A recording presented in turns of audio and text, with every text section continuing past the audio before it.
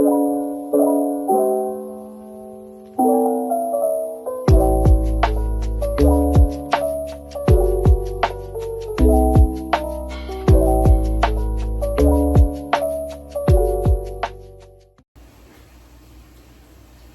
morning, good morning, good morning, good morning, and happy National Coffee Day. And your girl has herself a coffee.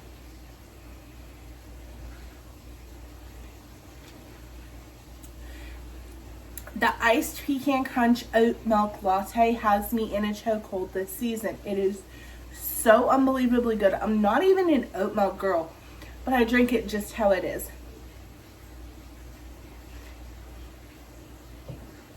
Unbelievably good. I have my decor up for the fall. My Malfoy Manor's on display. Well, it's over there by my books. But my box is on display for a very specific reason. Because this is the Alchemised review. Woo! Sen Lin Yu's Alchemised. I have waited almost a full calendar year for this book. I read Manacled Christmas break of last year. And I was in a really dark place at Christmas break of last year. I was at my mother's house. I stayed for a week and just really trying to figure my life out. And Manacled spoke to me. Now, do you need to read Manacled in order to read Alchemised from the author's mouth herself? Absolutely not. This is a standalone dark fantasy gothic fiction.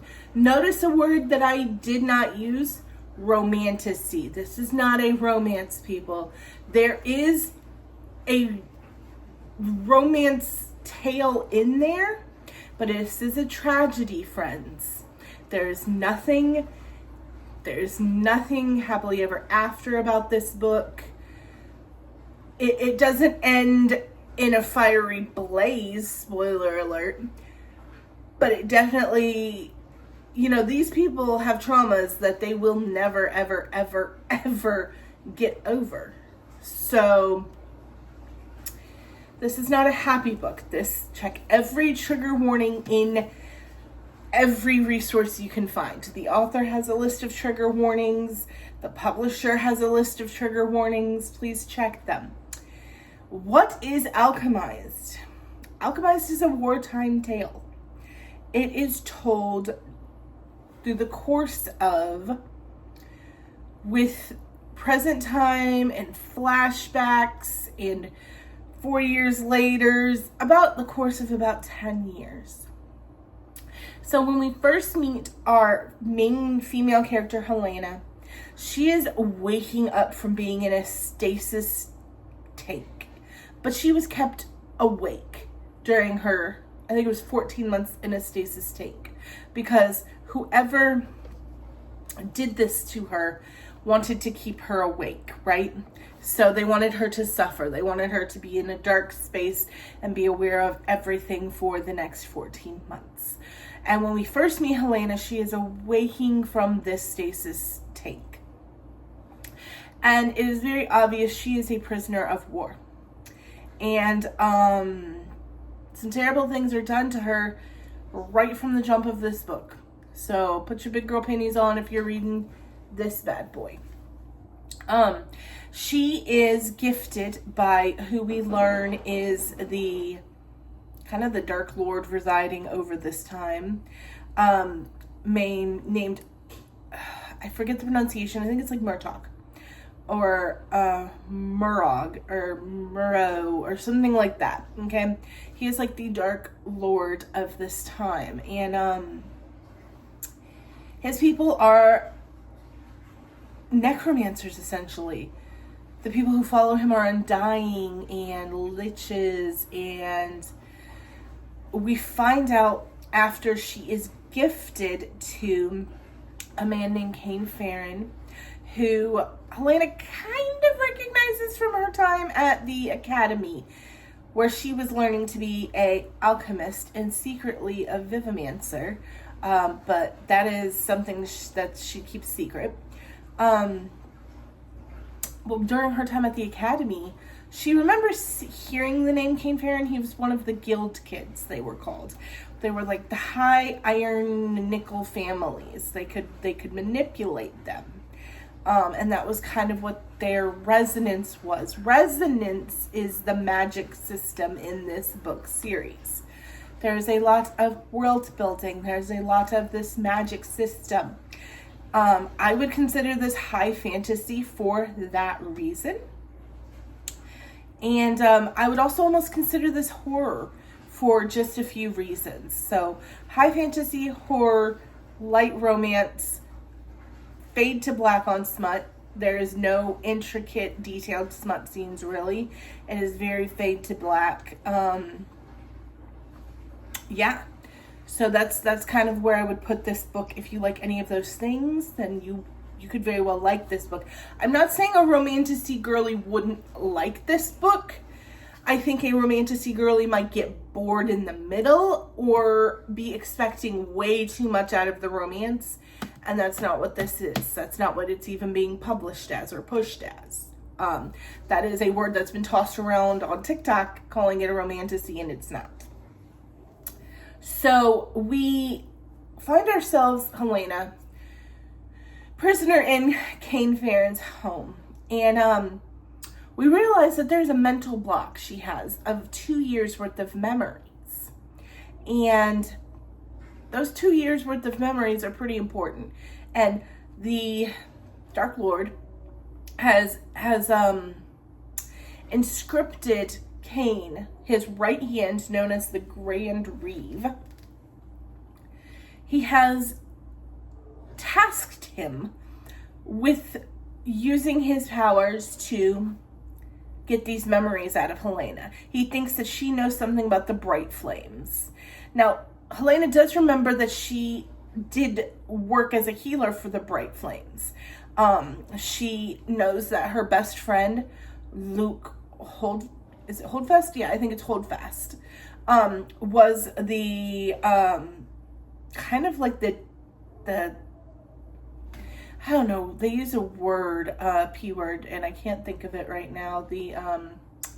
But he was almost like, he was the leader of them, but he was almost like a religious figure for them. They were very religious, the Bright Flames, and they believed that the sun god had bestowed the Holdfast family with special abilities, and they were meant to rule Palladia, which is this, country that they live in. And that is where your whole kind of issues come from, is that the alchemists, the Bright Flames, did not believe that necromancy was right. They believed that it was very, very wrong, and that's what started this war. And so Helena does remember, Luke and her friends Lila and Soren, who were twins, and they were all part of the Bright Flames, and she vaguely remembers, like, all of them dying, kind of, and how the horrific ways that they were killed by this Dark Lord,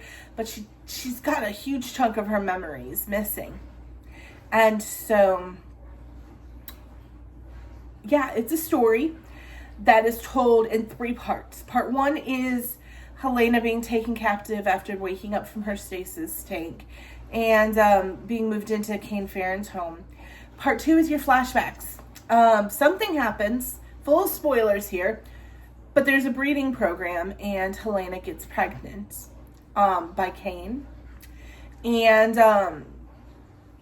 part 2 is all flashbacks. Those 2 years worth of missed memories come rushing back because the baby is pulling on whatever vivamancy was used to block her memories. And she can't keep up anymore the block because the baby is draining her powers.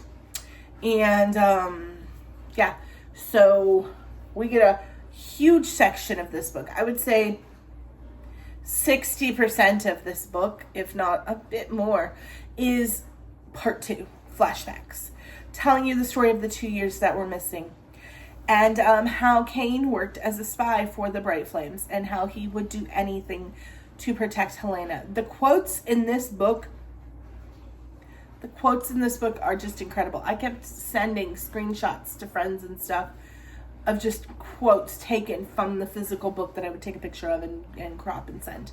God, I wish I've got them all saved on my phone, so I'm recording this and I can't like tell you all of them, but you're like a rose in a graveyard. Without this war, I wonder what you could have become. That's not a direct quote, but that's like what he says. There's just so many good quotes. There's one about how Helena is screaming and she's like, I never get to choose you. I just want to choose you. God, the book is incredible. It's beautiful. It's heartbreaking. It's retching.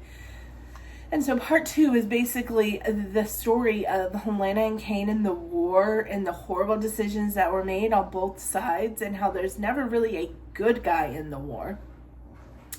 And then in part 3, we flash back to present day with pregnant Helena.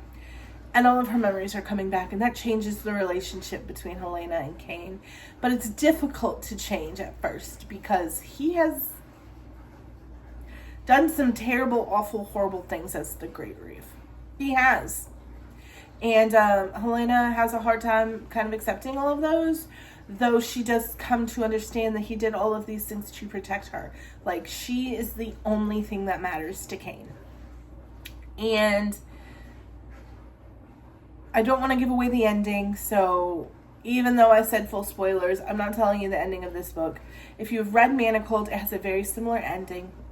If you liked the ending of Manacled, you will like the ending of this book. There's a very famous quote from the ending of Manacled that is used directly at the end of this book. There are happy endings for certain characters. There are horrible, horrible, wretched, tragic endings for certain characters. It's an incredible book. I highly recommend it. It is a beefy boy. It's about 1,000 pages. It is a beautiful piece of character work. It really shows you the good, the bad, the ugly of war. It's a wonderful, wonderful book, and I cannot recommend it enough. 5-star plus, easily, hands down. And I've read some amazing shit this year. Favorite book of the year, by far. There was no contest, and I knew that, which is why I hadn't kind of gone on record yet and said, this is for sure my favorite book of the year, because I knew this bad boy was coming out at the end of September, and I knew everything else was going to be turned on its head. I am going to do a top 5 of the year in December. I promise you this will be number 1.